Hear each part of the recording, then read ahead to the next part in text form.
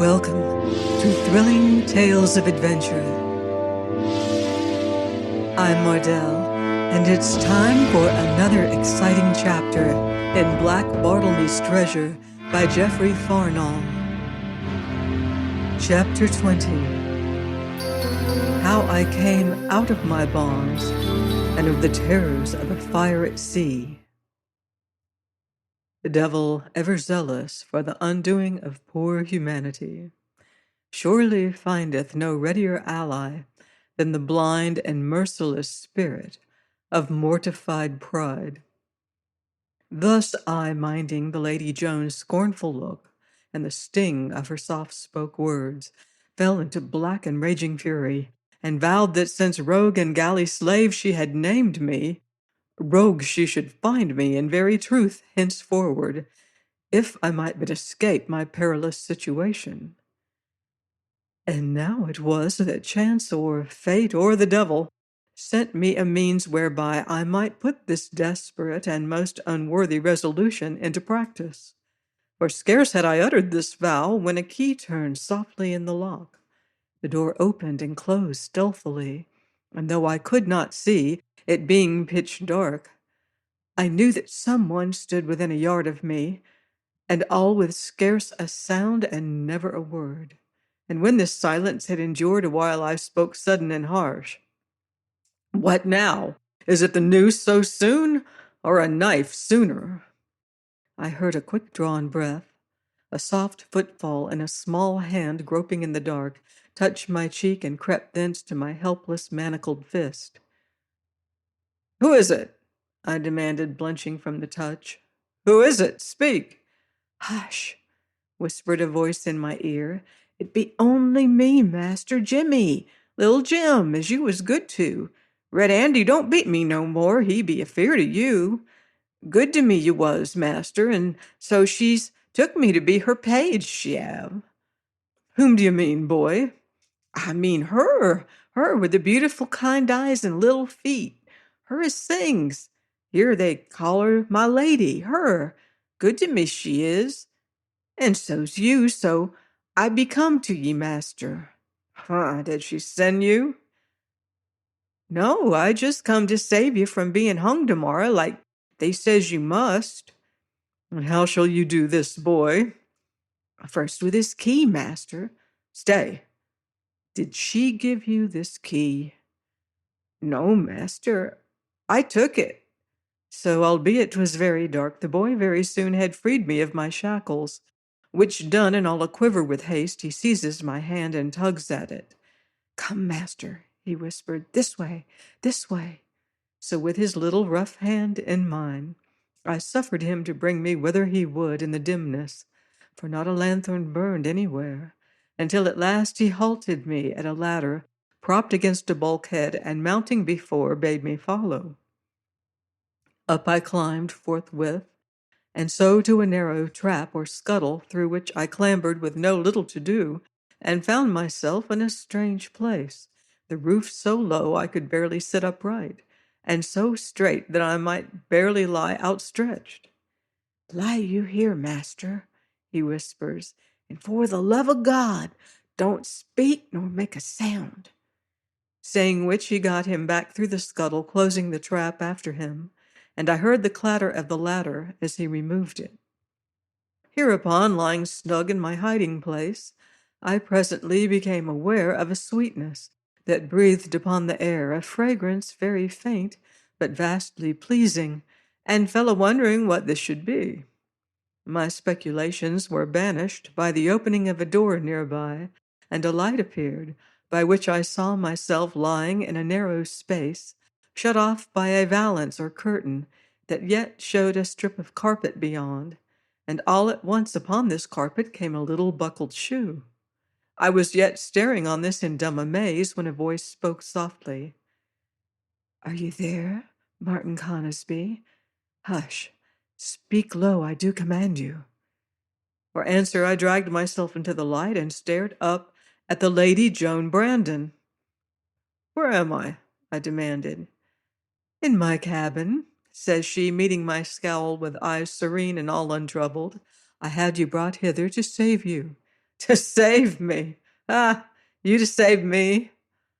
Because you are not man enough to die yet, she went on in her calm, grave voice. So I will save you alive, that haply you may grow more worthy. So 'twas by your orders the boy lied then, says I, choking with my anger. 'Twas you gave him the key. 'Twas you bade him bring me hither. Where none shall dare seek you, says she, all unmoved by my bitter rage, so do I give you life, Martin Conisbee, praying God you may find your manhood one day. Life, quoth I, getting to my feet, my life, at your hands? Now look ye, madam, rather will I hang unjustly, rather will I endure again the shame of the lash, aye, by God's light, rather will I rot in chains or perish of plague, than take my life at your hands. So, now, madam, I'll out of this perfumed nest and hang if I must. Saying which I turned to the door, but she checked me with a gesture. Stay, she commanded. Would you shame me? And now, though she fronted me with proud head erect, I saw her cheek flush painfully. Ay, verily, quoth I, a lady's honour is delicate ware, and not to be cheapened by such poor rogue as I. Fear nothing, lady. I will go as— I stopped all at once, as came footsteps without and a light tapping on the door. Who is it? She called lightly enough, and shot the bolt with nimble fingers. Only I, sweet coz, answered a gay voice, and I come but to warn you not to venture on deck tomorrow till justice hath been done upon our prisoner. Shall you hang him, Rupert? Assuredly, 'tis a black rogue merits a worse fate. Is he then tried and condemned already, Rupert? Nay, though wilt soon be done. We have come on such evidence of his guilt as doth condemn him out of hand. What evidence, cousin?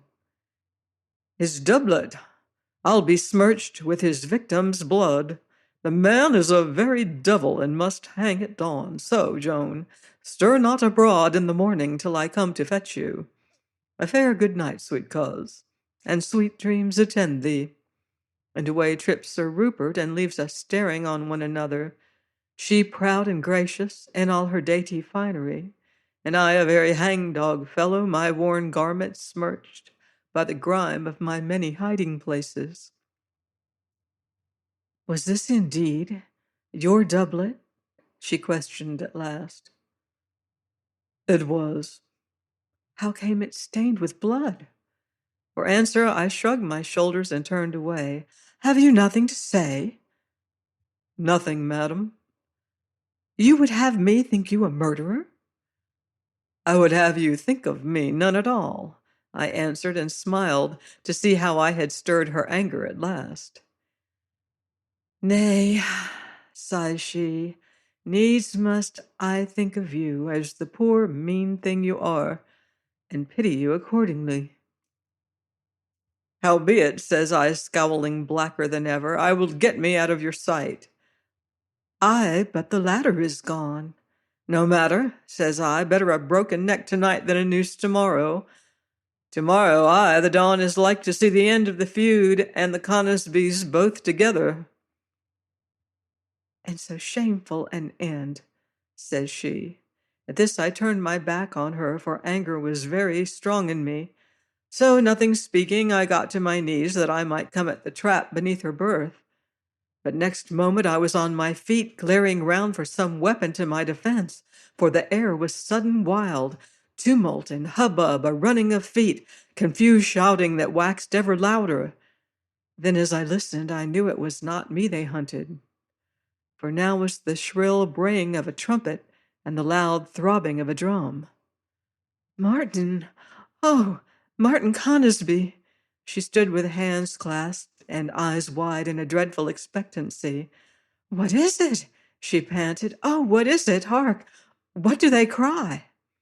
Rigid and motionless, we stood to listen. Every other emotion was whelmed and lost in sudden, paralyzing fear, as above the trampling rush of feet, above the shrill blast of tucket and rolling of drum, we caught the awful word, Fire! Ah, God help us all, cries she, wringing her hands, then sinking to her knees, she leaned half swooning against the door. Yet I saw her pallid lips moving in passionate supplication. As for me, my first panic over, I sat me on her bed, revolving how I might turn the general confusion to the preservation of my life. In this I was suddenly aroused by my lady's hand on my bowed shoulder. "Hark!" cries she, "hark where they cry for aid." "Why, so they do," says I, "and so they may." "Then come, let us out. You are a strong man, you will help to save the ship." "And hang thereafter? Not I, madam." "Will you do nothing?" cried she, clenching her hands. "Verily, madam, I shall do my earnest endeavor to preserve this poor rogue's body of mine from noose and flame. But as for the ship, let it burn, say I." "Spoke like a very coward," says she in bitter scorn, "and a coward is selfish always." So saying, she crossed to the door and reached her hand to the bolt. But in a leap I was beside her and caught this hand, prisoning it there. "Harkee, madam," quoth I, "you tell me that to hang is a shameful death, and the noose as good as round my neck. But before God, madam, I'll see this ship go up in flame and perish with it, ere that noose shall strangle the life out of me, and my wrongs unavenged. So the ship may burn, and it will. Meantime, do you seek your salvation, and leave me to seek mine." Then opening the door, I stood aside to give her way. Instead, she stood a moment looking on me great-eyed. "Oh, blind," says she at last, "to treasure life for your wicked vengeance. Oh, blind, blind." Then and very suddenly she sped out and away. Left alone, I stood hearkening to the distant uproar, and casting about in my mind how best I might contrive my preservation. And now, in my desperate need, it seemed there was but one hope for me, and this but slender, to steal myself up to Adam's lodgment under the poop, and that as soon as might be. To this end I stepped forth of the cabin, and so into a narrow passageway with divers doors to right and left, that opened upon other cabins, in one of which I espied a cloak and feathered hat lying where their owner had dropped them. Whipping the cloak about me, I clapped on the hat, and staying for no more, hasted on, breathing an air acrid with drifting smoke. Reaching a broad stairway, I climbed at speed, and found myself out on the lofty poop, whence I might look down on the decks through a haze of smoke that poured up through the after hatchway, mounting in billowy wreaths against the splendor of the moon. Here it seemed was gathered the whole ship's company, with mighty stir and to-do, and none with eyes to spare for me. Howbeit I stayed for no second glance, but running to Adam's cabin, found the door unlocked, the which I closed and bolted after me, in the doing of which I noticed to my comfort that this door was mighty thick and strong, and in it moreover a loophole newly cut, while others in the bulkheads to right and left, and all very neatly plugged from within. And what with this, and the musketoons that stood in racks very orderly, the place, small though it was, had all the virtues of a fort or citadel. Here then, so far as might be, I was safe whatever chanced, since I had but to lift the trap in the floor and descend into the roundhouse below, whence I might gain the stern galley and so to the sea itself. And now, laying by the hat and cloak, I cast myself on Adam's bed, and there, outstretched in great content, hearkened to the distant voices and tramp of feet, where they labored to put out the fire.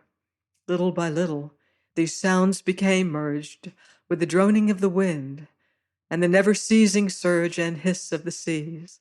Lulled by this, and the sense of my comparative safety, I presently fell a-slumbering, and sleeping thus, dreamed myself young again, and playing with the child Damaris, thrilling to the clasp of her little childish hands, joying in the tones of her clear, sweet child voice.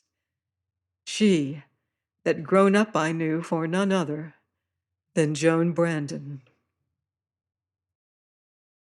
Join me here next week for the next chapter of Black Bartlemy's Treasure, on thrilling tales of adventure.